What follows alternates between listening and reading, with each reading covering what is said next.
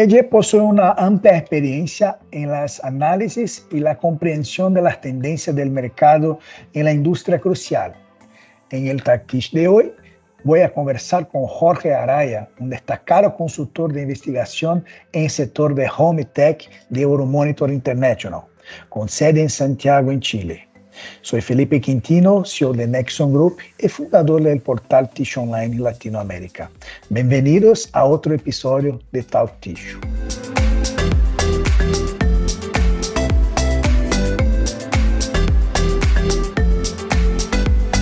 Jorge, muchas gracias por aceptar esta charla conmigo. Es un placer siempre hablar contigo. Hola Felipe, ¿qué tal? Muchas gracias por la invitación a conversar de esta industria que están pasando muchas cosas, así que es importante conversar. Qué bueno, Jorge. Jorge, de acuerdo con la mirada del Monitor, ¿cuál es el estado actual de la economía en América Latina y cómo afecta a la industria de consumer tissue? A ver, no es novedad, ¿verdad? Y probablemente todas las personas que vean después este podcast sabrán que América Latina ha atravesado una situación inflacionaria importante, ¿verdad? 2022, 2023 fueron años cruciales en términos de la presión inflacionaria. Eso afecta una gran cantidad de categorías del consumo masivo y Tissue Hygiene no es ajeno, ¿verdad?, a esa condición. ¿Qué pasa? ¿Cuál es el efecto principalmente acá? Es el incremento de precios, ¿verdad? Y el incremento de precios finalmente afecta directamente el bolsillo de los consumidores.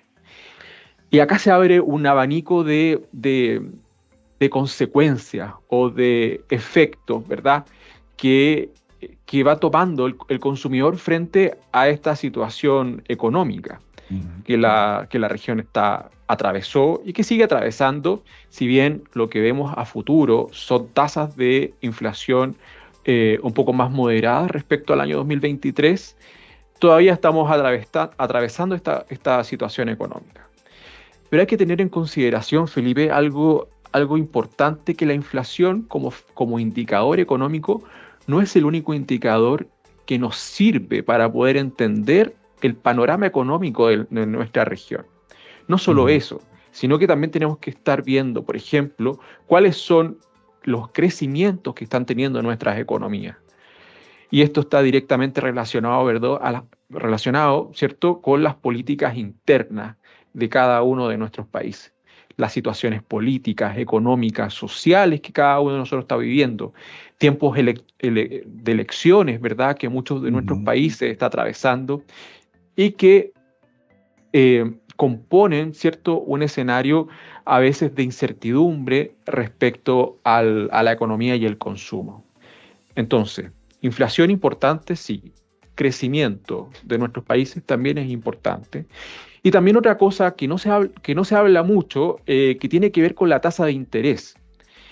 Hay una proyección de organismos internacionales, Banco Internacional, etcétera, sobre una reducción en la tasa de inflación, ¿verdad?, para la región, pero sin embargo la tasa de interés podría quedarse más o menos elevada respecto a los años anteriores. ¿Qué significa esto? Significa principalmente que hay un cierto estrés en los costos de financiamiento, principalmente en las empresas. ¿Bien? Esto tiene relación, por ejemplo, a los costos de implementación de nuevas tecnologías, a lo mejor de inversión, ¿verdad? Y que eso decanta en precio, en fuerza laboral, etc. Entonces, volviendo a tu pregunta original, ¿cuál es el panorama de América Latina? Estamos saliendo de una situación compleja. No, todavía estamos atravesando algunos efectos de la fuerte inflación que tuvimos en los años previos. Vamos hacia una recuperación en esos términos. Sin embargo, todavía estamos viendo los efectos en términos de precio y estrés al bolsillo de los consumidores. Ok, Jorge. Muchas gracias por la explanación. Y creo que es en todos los países de la región nosotros estamos viviendo casi lo mismo, ¿no? Claro. Que algo, sí, tiene razón. Nuestra región ha experimentado cambios importantes en términos demográficos, ¿sí? Durante los últimos años. ¿Qué tendencias demográficas son relevantes de considerar en esta industria en América Latina, Jorge?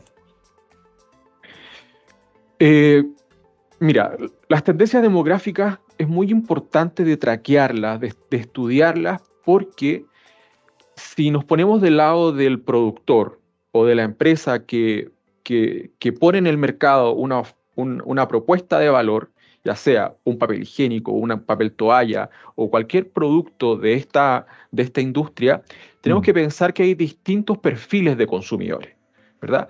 Hay distintos hogares que estamos llegando con una solución a través de nuestro producto y por lo tanto las características de ese consumidor, las características de ese hogar, es muy relevante para poder alinear nuestra propuesta de valor, si nos ponemos en el lugar, ¿cierto?, del manufacturero, nuestra sí, propuesta de valor con respecto a las necesidades que tiene ese consumidor, ese target, ese cliente, ¿verdad?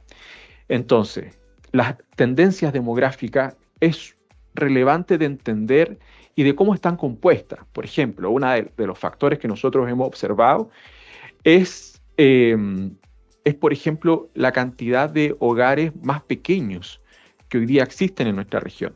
Esto no es nuevo, esto es algo que ha ido evolucionando desde unos años hacia atrás, donde, por ejemplo, no sé si echamos la memoria hacia atrás, a lo mejor cuando tú eras niño, cuando yo era niño, nuestros hogares estaban compuestos por más personas, ¿cierto?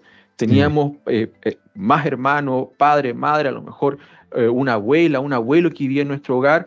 Eran hogares importantes, eran en términos de número de personas, a eso me refiero. sí, Hoy día los hogares son cada vez más pequeños, los espacios también son más pequeños.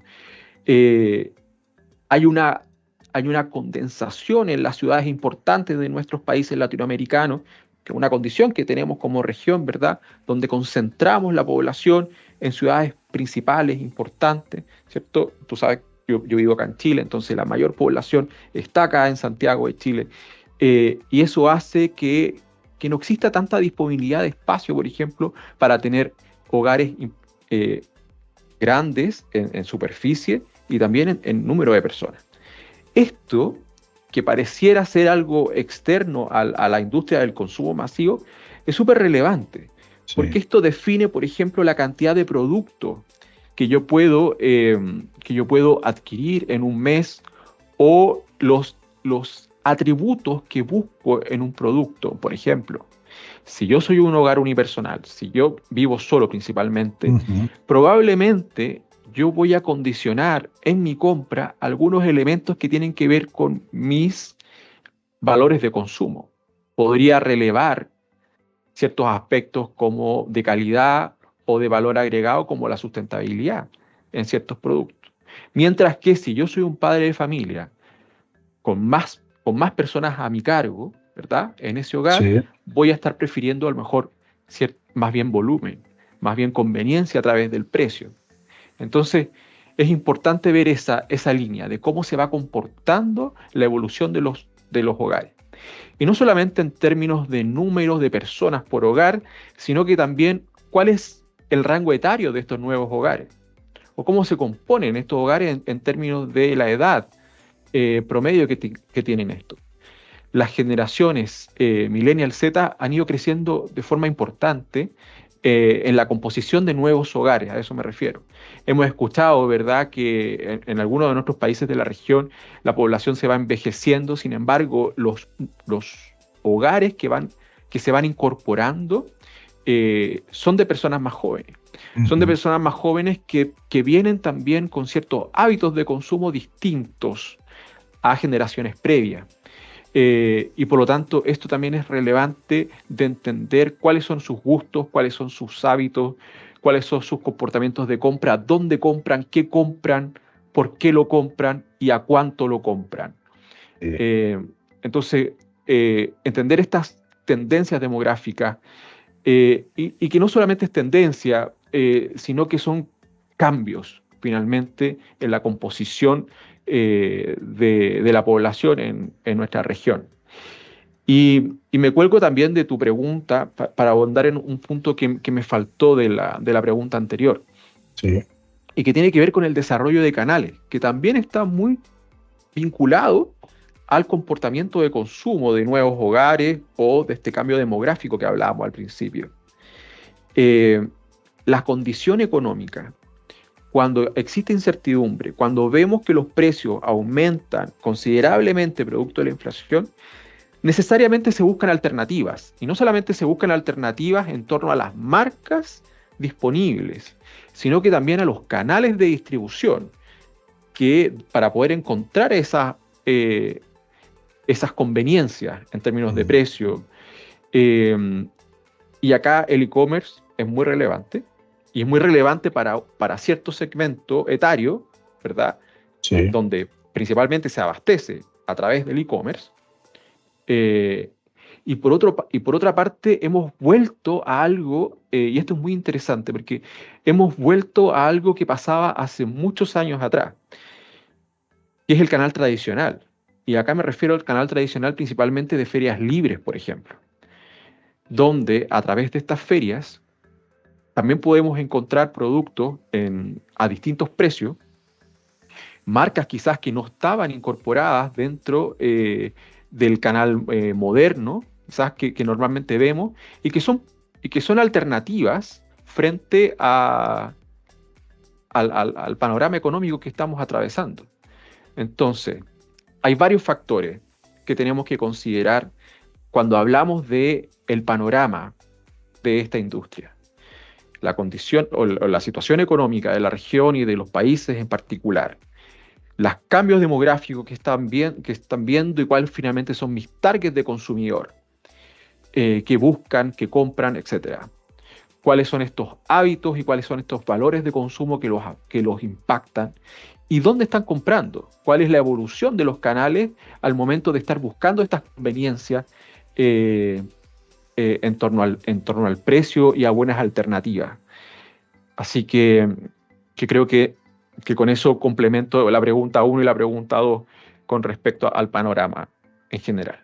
Qué bueno, Jorge. Es muy, muy interesante. Es una clase que nosotros estamos teniendo acá con respecto a eso. Creo que el canal de distribución, de contacto, e-commerce, por ejemplo, es muy importante. Y las medias sociales también tienen un impacto muy creciente en las personas, en lo poder de decisiones de compra, ¿sí? Por ejemplo, no están a comprar la media social, pero pueden estar siendo impactadas de una forma o de otra para la decisión. Claro. Muy, muy interesante. Jorge, en nuestro próximo evento de Tissue Summit, que se llevará a cabo los días 4 y 5 de septiembre en Panamá, nos centraremos en dos temas fundamentales como sustentabilidad e inteligencia de datos. Yo quería hablar un poquito sobre sustentabilidad.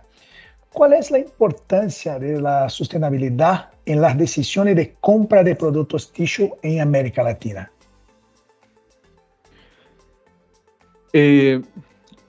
A ver, el tema de sustentabilidad es un temazo muy relevante en cualquier industria hoy día. Pero también tenemos que sincerar ciertas cosas en torno a la sustentabilidad. La sustentabilidad es algo importante no solamente porque sea bueno o sea bonito colocar una iniciativa sustentable, ya sea a través de un sello o en el empaque o en la página web de la empresa, sino que efectivamente hoy día la sustentabilidad es un factor que incide directamente en el desempeño de nuestra economía y en el desempeño de las empresas.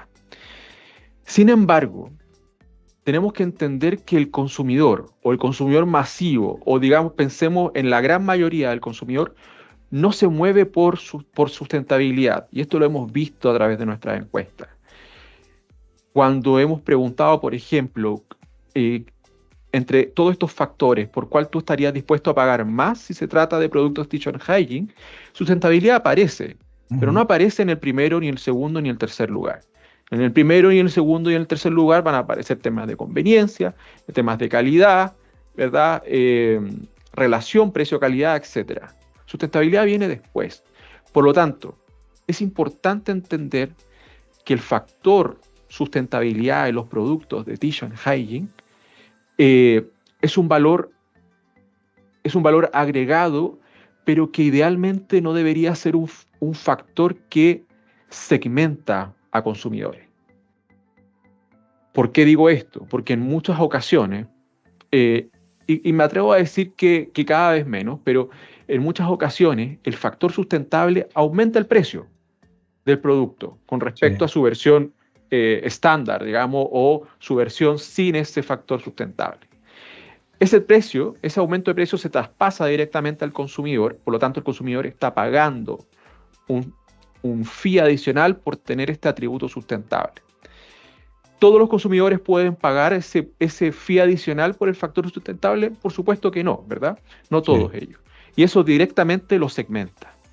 Hago un nuevo nicho de mercado donde están el segmento consumidores que se mueven por los factores o atributos sustentables. Idealmente el factor sustentable debería ser algo transversal a las categorías, que no necesariamente aumenten el precio de forma considerable para no tener este nuevo nicho de mercado que se llame consumidores que se mueven por la sustentabilidad. Por lo tanto, el precio de estos productos es muy relevante al momento de elegir productos sustentables. Por lo tanto, como mi llamado, y algo que normalmente lo intento poner en las presentaciones que hago, a través de nuestros datos, por supuesto, es mencionar eso, que finalmente el factor sustentable no debería ser un factor que segmente, sino que más bien democratice el acceso a productos más amigables con el medio ambiente. Bueno, las nuevas generaciones tienen ¿cómo se dice? Un yes más enfocado para comprar productos sustentables. ¿Qué te piensas? Sí, no, diría yo. Sí, efectivamente hay un conocimiento mayor de las generaciones más jóvenes al tema sustentabilidad. También a cuestionar finalmente cuando un producto se posiciona como amigable con el medio ambiente, cuestionar de qué se trata ese sello, ese rótulo o ese claim, y decir, bueno, ¿de qué me están hablando? ¿Qué es lo que está haciendo para ayudar al medio ambiente? Están bajando las emisiones de carbono a través de esta producción, tiene fibras alternativas, tiene fibras recicladas, el empaque reciclado. ¿De qué me estamos hablando? Las generaciones nuevas probablemente son más conscientes de este factor, sí, pero también cuestionan más cuando se presenta un producto con este tipo de rótulo. Pero por otra parte, creo que el tema de que sí, es importante la sustentabilidad, pero no a cualquier precio. Sí. Eso es algo transversal en términos de etarios o generacionales. Bueno, Jorge, muy bueno. Jorge, para nosotros terminarmos nuestra charla, ¿cuál ha sido el desempeño del sector en América Latina en 2023? ¿Y cuál es su proyección de crecimiento para 2024? A ver, nosotros, como entendemos esta industria y como la estimamos, la dividimos en dos grandes sectores. Estoy hablando de retail, ¿verdad? Primero, sí, antes de mencionar a la Away From Home. En el caso de retail tenemos dos grandes grupos, que es el retail hygiene, donde encontramos, ¿verdad?, pañales de bebé, productos de protección femenina, productos de incontinencia para adultos, etc. Toda esa gama de productos en el segmento retail hygiene. Y por otra parte, el segmento retail tissue, donde encontramos el papel toalla, el papel higiénico, servilletas o napkins, etc. El desempeño de ambos grupos en Latinoamérica, en términos de valor, está muy en línea con la tasa de inflación que tuvo la región durante el año pasado. ¿Qué quiere decir esto? Quiere decir que los crecimientos finalmente respondieron directamente al alza de precios que tuvieron estas categorías en los distintos países, producto de la inflación que venimos arrastrando durante los últimos 2 años. Y probablemente también la proyección a futuro esté en torno a eso. Porque si hacemos la lectura ahora en términos de volumen, vemos que los crecimientos son mucho más discretos, en torno al 3% en algunos casos, ¿verdad? Cuando lo vemos en términos de unidades de crecimiento en el año 2023.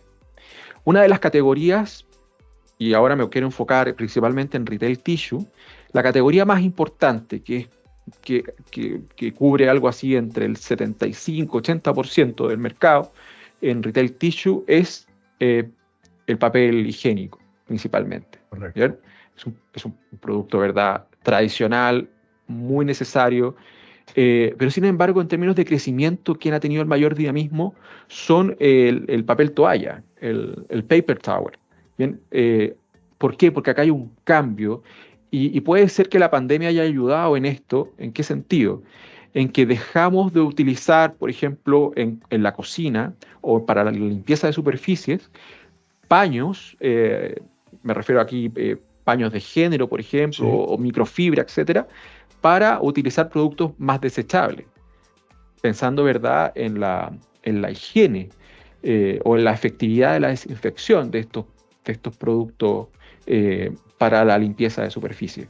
Por lo tanto, si bien la penetración hace unos años del paper towel no era tan relevante en América Latina, hoy día ha ido creciendo significativamente.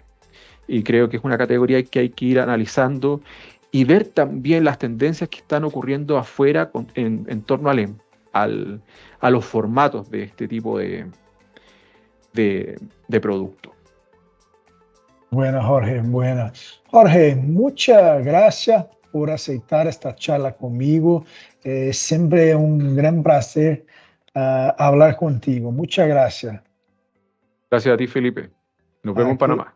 nos vemos en Panamá, sí. Aprovecho para invitar a todos los fabricantes y convertidores de papel tissue y personal care que nos está viendo a participar del Tissue Summit Latinoamérica, que se llevará a cabo los días 4 y 5 de septiembre en el Hotel Hilton, en la ciudad de Panamá. El Tissue Summit Latinoamérica es el punto de encuentro de la industria de tissue en Latinoamérica. Nos vemos en Panamá. Chao, Nos chao. vemos. Chao.